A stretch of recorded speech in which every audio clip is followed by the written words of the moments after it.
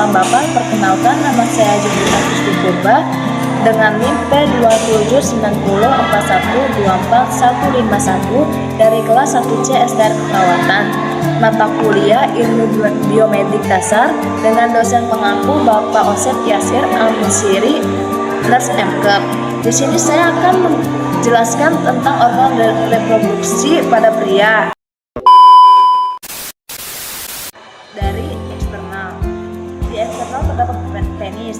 Penis adalah organ pria untuk melakukan hubungan seksual yang terdiri dari akar, batang, kelenjar, pembentukan uretra, dan semen. Fungsinya sebagai jalan keluar urin, dimulai dari kandung kemih. Lalu yang kedua sebagai alat reproduksi yang terdiri dari ereksi dan ejakulasi. Lalu yang kedua ada skrotum. Fungsinya melindungi testis yang bertanggung jawab dalam memproduksi dan menyimpan sperma. Yang kedua mengontrol suhu testis. Lalu yang ketiga ada testis. Fungsinya memproduksi dan menyimpan sperma, kemudian memproduksi hormon testosteron. Lalu ada epididymis. Fungsinya pertama ada transportasi sperma, yang kedua ada konsentrasi, yang ketiga ada perlindungan, yang keempat ada penyimpanan sperma. Lalu ada organ reproduksi internal, yaitu ada vas deferens. Fungsinya membawa sperma dari epididymis ke uretra untuk dikeluarkan dari tubuh. Yang kedua ada saluran ejakulasi. Fungsinya mengangkut sperma dari rahim testis ke lubang uretra penis. Nah, yang kedua tempat penyimpanan spermatozoa. Yang ketiga ada uretra. Fungsinya mengeluarkan urin dari dalam tubuh. Yang keempat ada vesicula seminalis. Fungsinya memproduksi dan menyimpan cairan yang nantinya akan menjadi air mani. Yang kelima ada kelenjar prostat. Fungsinya menghasilkan cairan yang bersama dengan sel sperma dari testis dan cairan dari kelenjar lain membentuk air mani. Dan yang keenam ada kelenjar bulboureter. Fungsinya menghasilkan cairan seperti mukus sebelum ejakulasi. Kemudian saya akan menjelaskan tentang reproduksi internal pada wanita. Pertama terdapat uterine fundus. Fungsinya membantu menyeimbangkan hormon yang tepat selama kehamilan. Yang kedua membantu melindungi janin. Kemudian ada embrio atau zigot. Fungsinya sebagai tempat pertumbuhan dan perkembangannya janin. Yang ketiga ada Fallorian tube.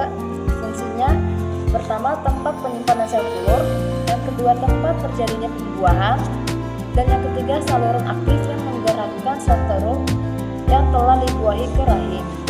Yang keempat ada uterus. Fungsinya mengatur siklus menstruasi, memengaruhi kesuburan, menjadi tempat pembuahan untuk kehamilan dan persalinan. Lalu yang kelima ada ovarian ligamen. Fungsinya menjaga ovarium tetap pada tempatnya. Yang ketujuh ada ovari. Fungsinya menjadi tempat perkembangan sel telur dan melepaskan sel telur. Kemudian ada fibria. Fungsinya menangkap sel telur sehingga tuba falopi dapat mengangkutnya.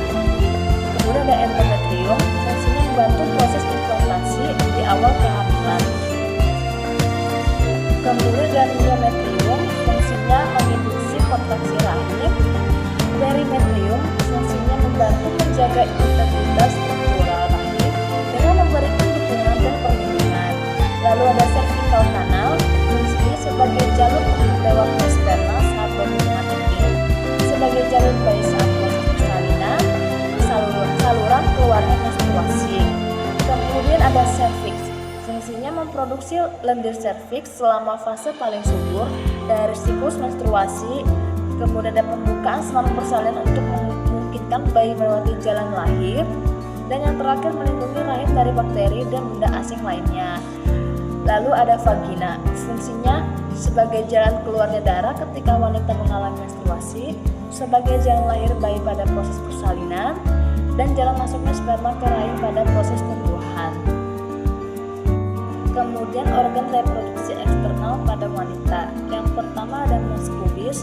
Fungsinya sebagai bantalan tulang pengulang kemaluan selama hubungan seksual dan melepaskan feromon untuk membangkitkan ketertarikan seksual. Lalu ada prepuce, fungsinya mengurangi iritasi dan kontaminasi eksternal. Lalu ada klitoris, fungsinya menjadi titik rangsang wanita saat berhubungan seksual. Lalu ada uretra, fungsinya mengeluarkan urin dari kandung kemih. Lalu ada labia minora, fungsinya sebagai pelindung, mampu menghasilkan peluit emas alias minyak yang diproduksi oleh kelenjar minyak pada lapisan permukaannya. Lalu ada labia majora, fungsinya membungkus dan melindungi organ reproduksi eksternal lainnya. Kemudian ada vestibul, fungsinya mengeluarkan cairan yang berguna untuk formulasi vagina pada saat berhubungan. Lalu ada pudendal cleft, fungsinya saraf pudendal sangat penting untuk sensasi dan fungsi di daerah pinggul. Lalu clinical